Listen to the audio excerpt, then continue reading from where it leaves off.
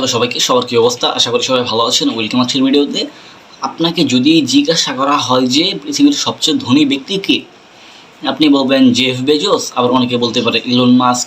দুইটা নাম বর্তমান সময়ে বেশ পপুলার, কিন্তু 90s পপুলার হওয়া আরেকজন ব্যক্তি আছে, আরেকজন ব্যক্তির নাম আছে যিনি যার বিশাল টাকার পাহাড় আছে, যদিও তিনি বর্তমান সময়ে শীর্ষ ধনী ব্যক্তিদের নামের তালিকায় নাই, তবে তার ভালো একটা টাকা, বেশ টাকা আছে, বেশ টাকার পাহাড় আছে, এবং তিনি হলেন বিল গেটস, মাইক্রোসফট কোম্পানির ফাউন্ডার।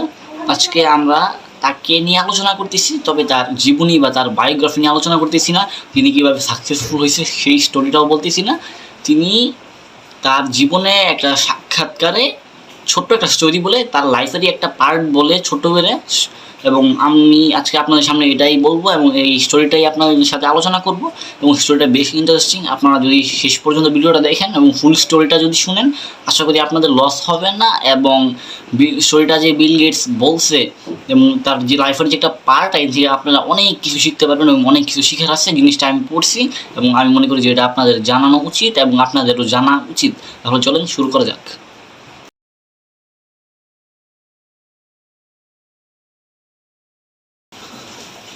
গল্পটা বিল গেটস একটা সাক্ষাৎকারে বলে, এবং ওই সাক্ষাৎকারে বলার কারণ হলো, ওই সাক্ষাৎকারে তাকে জিজ্ঞাসা করা হয় যে স্যার, আপনি যে পৃথিবীর সবচেয়ে ধনী ব্যক্তি, আপনার যে ধনী হওয়া পসিবল? তখন বিল গেটস বলে, এই যে আপনারা আমাকে যে ধনী ব্যক্তি বলতেছেন, এটা কিন্তু বিল গেটস বলতেছে, এই যে আপনারা আমাকে ধনী ব্যক্তি বলতেছেন, আমার থেকেও ধনী আরেকজন আছে যার সাথে টক্কর দেওয়ার মতো ক্ষমতা আমার নাই, পাওয়ার আমার নাই, এবং তাকে আমি কখনো ক্রস করতে পারবো না। তখন সবাই বেশ অবাক হয় যে কী বলতেছে, আজব কথা। বিল গেটস হল, উনি হলেন সবচেয়ে ধনী ব্যক্তি, এবং তার চেয়েও ধনী ব্যক্তি নাকি আছে যাকে কেউ চিনে না। এবং তখন ওই কথার পরিপ্রেক্ষিতে বিল গেটস একটা স্টোরি বললে, স্টোরি না, তার লাইফের একটা পার্ট বলে ছোট্ট করে স্টোরি হিসাবে। এবং স্টোরিটা শুরু হয় যে বিল গেটস বলে তিনি একবার নিউ ইয়র্কে যান।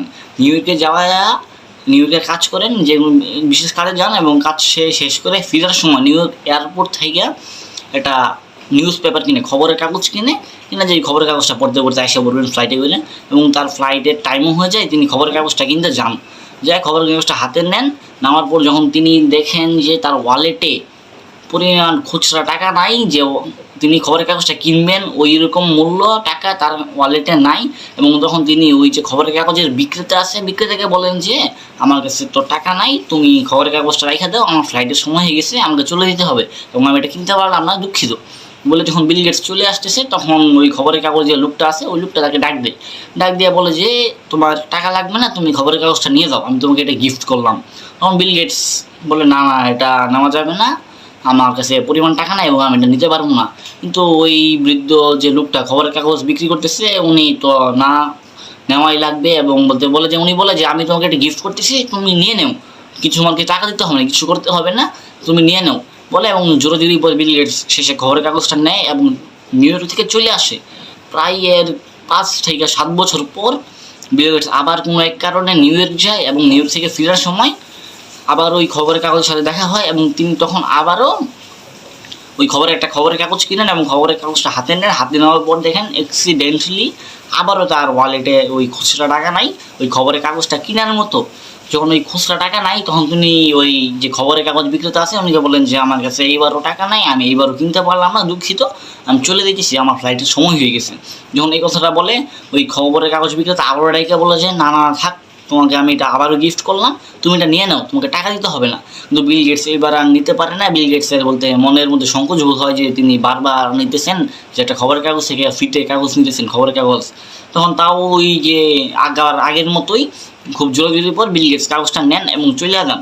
যাওয়ার পর আর ওই নিউ ইয়র্কে যাওয়া হয় না বিল গেটস, এবং ওই নিউ ইয়র্কে যাইলেও ওই যে খবরের কাগজ বিক্রেতা আছে তার সাথে আর দেখা হয় না।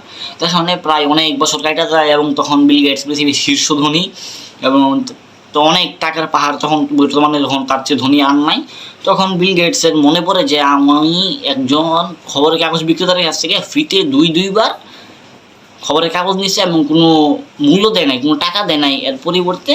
এবং তখন বিল গেটসের বলতে মাথায় এটা আসে, এবং তিনি মনে করতে পারেন, মনে করার পর যেহেতু বিল গেটস অনেক ধনী পার্সন, তার সোর্সের তো আর অভাব নাই, তিনি বিভিন্ন উপায়ে ওই লোককে খুঁজে বের করেন।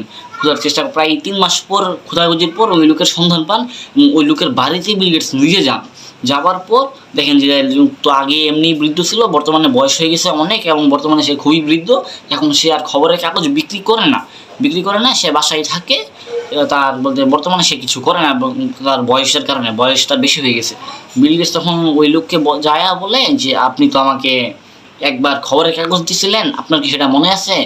তখন সে বলে যে হ্যাঁ আমার মনে আছে, আমি তোমাকে খবরের কাগজ দিছিলাম, আমি একবার না আমি তোমাকে 2বার খবরের কাগজ দিছিলাম। খবরের এটা বলার পর বিল গেটস বলে হ্যাঁ আপনি সঠিক বলতেছেন, আপনি আমাকে 2বার কাগজ দিয়েছেন, কিন্তু আমি আপনাকে পরিবর্তে মূল্য দিতে পারি নাই, যার কারণে আমি আজকে আসছি, আমি আজকে আপনাকে কিছু না কিছু দিয়া যাব। যখন এই কথাটা ওই লোককে বলে তখন ওই বৃদ্ধ লোক হাসে, মুচকি হাসে এবং হাসার পর তিনি বলে তুমি কি ভাবতেছো যে তুমি আমাকে এখন ওই খবরের কাগজের মূল্য দিলে এটা কি ঋণ কি শোধ করা সম্ভব? তখন বিল গেটস হালকা চিন্তায় পড়ে যে এই ঋণ কি আসলে কি শোধ করা সম্ভব নাকি। তখন ওই লোক আরও বিস্তারিত বলে যে আমি যখন তোমাকে এই কাগজটা দিছিলাম তখন আমার কাছে এই কাগজটা বিক্রি করে আমার লাইফ চালাইতে হইতো, আমার জীবন চালাইতে হইতো, আমার সংসার চালাইতে হইতো ওই খবরের কাগজ বিক্রি করে। আমি বলতে তখন আমার তো আর ধন সম্পদ ছিল না, আমি ছিলাম অনেক গরিব ছিলাম। যখন আপনারা তো বুঝতেই পারতেছেন যে একজন খবরের কাগজ বিক্রেতা কতটা ধনী হয়। তিনি বলতেছে আমি ওইটা বিক্রি করেই আমার লাইফ চালাইতাম, আমার খাবার দাবার সব কিছু ওটার উপর ডিপেন্ড করতো।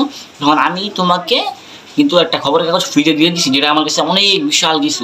কিন্তু তুমি যদি বর্তমানে তুমি যেহেতু বিশ্বের সবচেয়ে ধনী ব্যক্তি এবং তোমার টাকার অভাব নাই, তুমি খরচ করার জায়গা পাইতেছো না, ব্যয় করলে তোমার টাকা ব্যয় করে তুমি শেষ করতে পারবে না, তোমার কাছে ওই খবরের কাগজের দামটা বেশি কিছু না, তুমি যদি 3টা 5টা 10টা 100 খবরের কাগজের দাম যদি আমাকে দিয়ে দাও, তোমার মনে হয় আচ্ছা গেছে ওটা কোনো বিষয় না, তোমার কাছে ওটা কোনো ম্যাটার মনে হবে না। কিন্তু আমি যখন তোমাকে দিচ্ছিলাম আমি ছিলাম, আমার কাছে এটা অনেক কিছু মনে হয়েছে, আমি ছিলাম করি এবং আমার কাছে মনে হয়েছে একটা খবরের কাগজ দিয়ে দিচ্ছি মানে অনেক কিছু করে ফেলছি, আমার দিক দিয়ে এটা অনেক বড় কিছু, কিন্তু তোমার দিক দিয়ে এটা এখন এত বড় কিছু না, যার কারণে এটা শোধ করা সম্ভব না।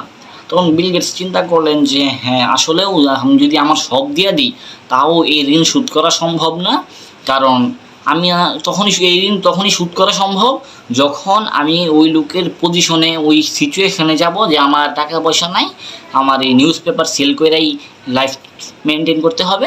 তখন আমি যদি একটা ফ্রিতে তাকে একটা নিউজ পেপার দিতে পারি তখনই এই ঋণ শোধ হবে, এর আগে শোধ করা সম্ভব না।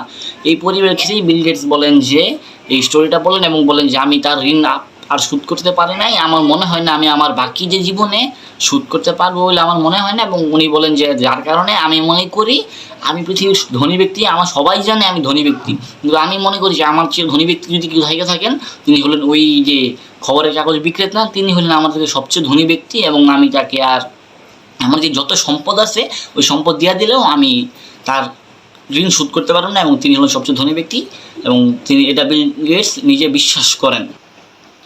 এবং স্টোরি কিন্তু ওইখানেই শেষ।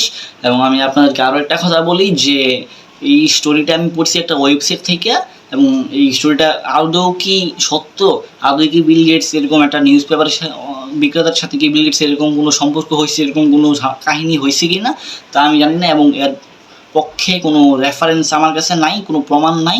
তো ভিডিওটার যে স্টোরিটা বললাম ভিডিওর মধ্যে, স্টোরিটা অনেক ইন্টারেস্টিং এবং স্টোরি থেকে আপনারা অনেক কিছু শিখতে পারছেন এবং স্টোরি থেকে অনেক কিছু শিখার আছে, যার কারণে আমি ভিডিওটা শেয়ার করলাম এই ভিডিওর মাধ্যমে। এবং যদিও ভিডিও এটার কোনো রেফারেন্স নেই, এটা সত্যি না মিথ্যা আমি সঠিক জানি না, তবে এখান থেকে আমরা অনেক কিছু শিখতে পারছেন।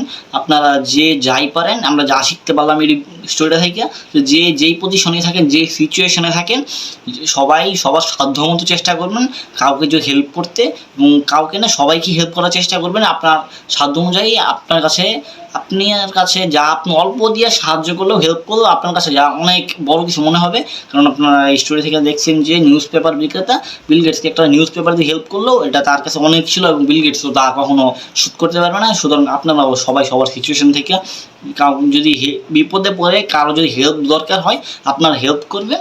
ভালো থাকবেন, সুস্থ থাকবেন। আজকের ভিডিও এই পর্যন্তই ছিল, দেখা হবে নেক্সট কোনো ভিডিওতে। এই